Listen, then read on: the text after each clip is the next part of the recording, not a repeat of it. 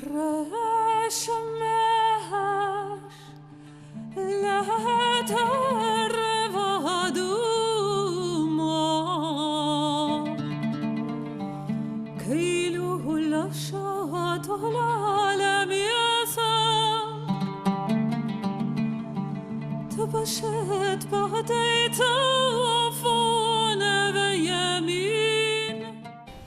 nous sommes ici entourés de ces superbes pièces, de ces extraordinaires pièces qui viennent du Maroc.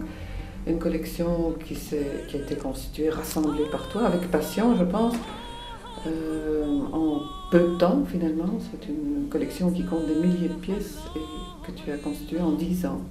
Enfin, un peu plus de 10 ans quand même, c'est environ, on peut compter une quinzaine d'années. C'est une recherche personnelle aussi? Comme je l'ai souvent dit, c'est à partir d'un travail de la mémoire dans lequel je suis quotidiennement, que je me suis impliqué là-dedans, à faire des recherches sur ma propre mémoire, sur mon propre passé. Et ainsi, j'ai d'abord pu collectionner des livres, des manuscrits, mais en tout cas, j'avais une nécessité boulimique de réunir tous ces objets pour ne pas qu'ils soient éparpillés et pour pouvoir surtout donner aux générations à venir une autre image, une autre idée sur la complexité de ce judaïsme marocain et qui n'est pas tout simplement la manière de se nourrir ou de s'habiller. Donc, disons, ce qui me passionne dans ce pays-là, mais pas que dans ce pays, ce qui me passionne aussi dans une ville comme Bruxelles, c'est la diversité. Il y a au Maroc une diversité de populations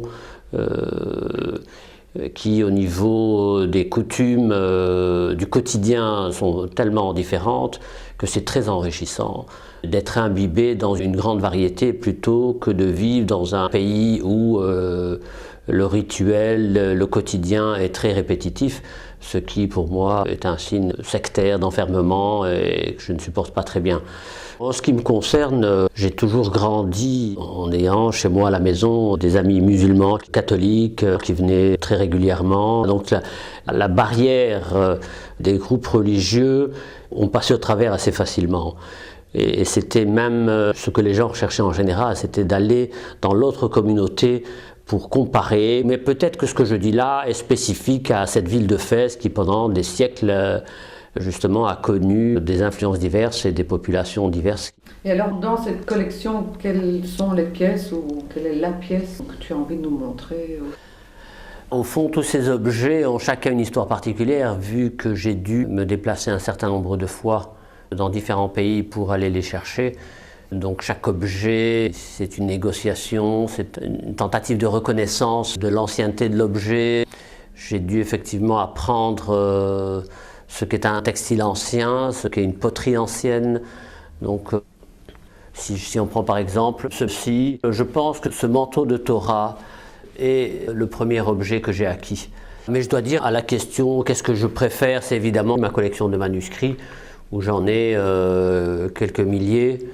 Et dans ces manuscrits, on peut jeter un coup d'œil ici. C'est un manuscrit que j'ai acheté à Londres, fin des années 80, et qui a appartenu à une collection très fameuse d'un juif d'origine d'Inde, Sassoon. Et ce manuscrit est important dans le sens où il relate les takanot, donc ce sont des règlements.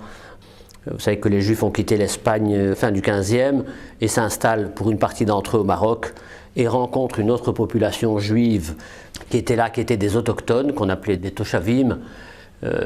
Et donc ces Megourachim, ceux qui viennent d'Espagne, les Megourachim, ont constaté que ces autochtones vivaient un judaïsme qui était assez différent du leur, avec des comportements, surtout dans le mariage et dans l'abattage rituel des animaux.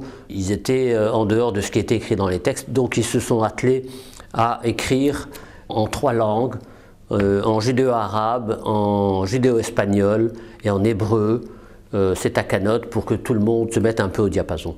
Voilà.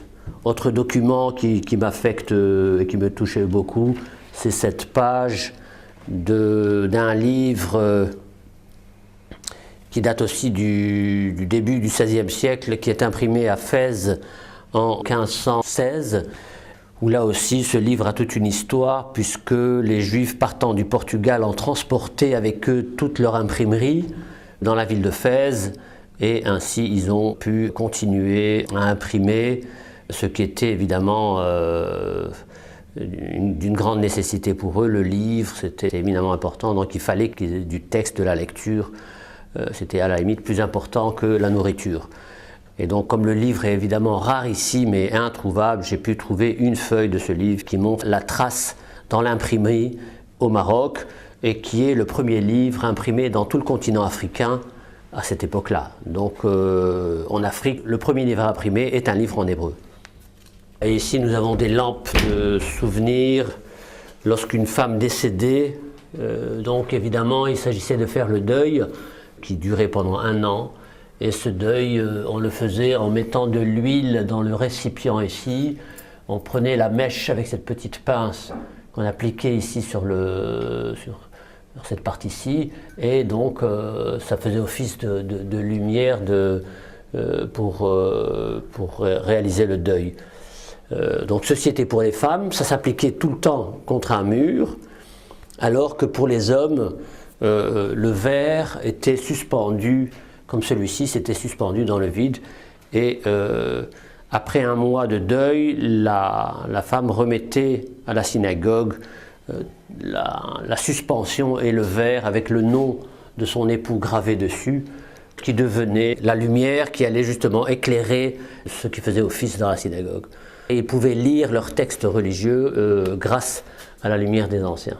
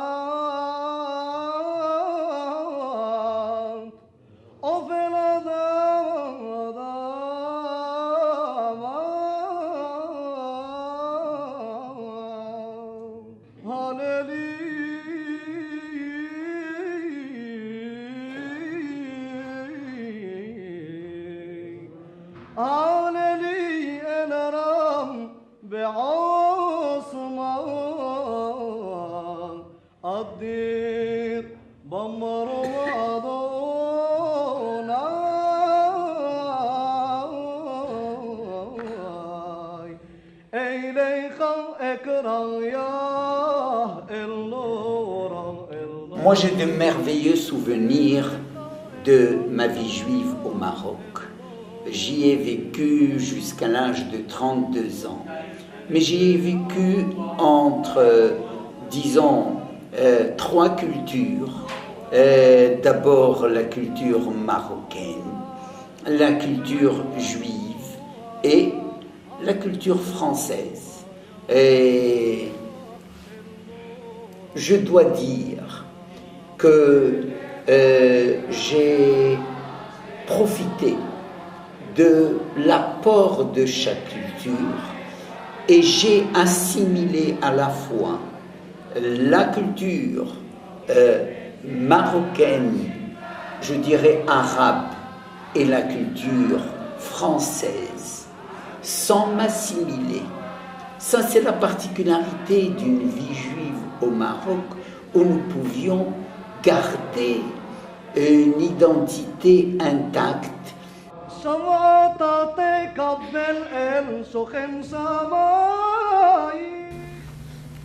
Je pense que les meilleures années, ou certainement les meilleures années de ma vie, ont été au Maroc. Des années d'insouciance, des années où j'ai reçu cette triple formation juive, arabe, française, grâce aux écoles de l'Alliance israélite universelle. Et ce qui était remarquable, c'est qu'on ne vivait pas à côté des Marocains, on vivait avec eux. Ils étaient chez nous, travaillaient avec nous, et il y avait vraiment une osmose, une solidarité entre les Juifs et les Marocains, quelque chose d'extraordinaire. Par exemple, le vendredi soir, on faisait les bakachotes. Les bakachotes, donc on passait, surtout en hiver, une partie de la nuit à chanter des chants de Shabbat mais c'était tout sur des airs de musique andalouse. Quand vous rentrez dans une synagogue au Maroc, à l'époque, le Khazan, le chantre, chantait des airs marocains, andalous, c'est normal. Il y avait une osmose entre les deux communautés et il y avait une influence réciproque des uns sur les autres, c'est évident.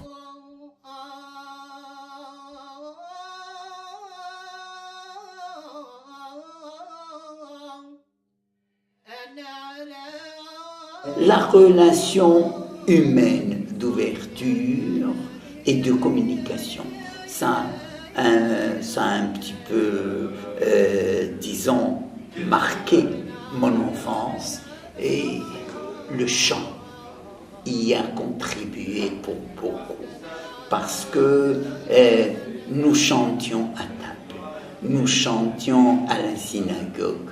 Ce n'était pas le chantre qui menait, par exemple, l'office à la synagogue, mais c'était l'ensemble de la communauté, c'est le cœur de la communauté. Nous chantions des poésies le matin de bonne heure, on se levait spécialement pour chanter. Eh bien, cette ambiance d'une communauté portée par le chant, malgré la pauvreté qui régnait quelque part dans certaines couches de la population, malgré quelquefois certaines tensions depuis effectivement la création de l'État d'Israël entre les différentes communautés, faisait que malgré tout, on triomphait des moments de crise ou de doute, et on arrivait effectivement à maintenir un certain optimisme, une certaine espérance qui a permis à cette génération aujourd'hui de garder malgré tout ses souches au Maroc, parce que là où véritablement une communauté juive est restée vivante dans un pays arabe, c'est bien au Maroc. On introduisait la prière du matin toujours par ce qu'on appelle des bakashot. Des bakashot, ce sont des louanges à l'adresse de l'Éternel pour, en fin de compte, nous préparer à une prière sincère, entière. Un de ces poèmes que j'avais plaisir de chanter en accompagnant mon grand-père Zichrono Livracha, auquel je tenais la main en me rendant à pied à 5 heures du matin à la synagogue, alors que j'avais à l'époque 8 ans, n'est-ce pas? Mais on était combien à la synagogue à ce moment-là? 5-6 personnes en attendant que la communauté se constitue. Et on chantait Agadelcha Elohe kol neshama ve'odecha berov pahad ve'ema.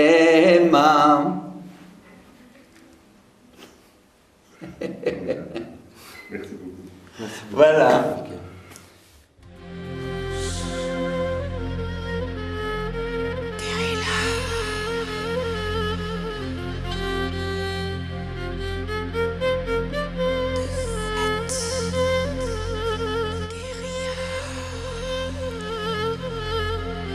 Je suis née au Maroc, à Oujda. C'est le Maroc oriental, donc c'est tout près de la frontière algérienne. Nous avions une bonne, ou même parfois plusieurs bonnes, parce que ce n'était pas toujours la même qui restait, et souvent c'était des bonnes musulmanes. Et je m'en souviens, en particulier, je me souviens d'une d'elles qui peut-être n'avait pas de famille et qui habitait à la maison.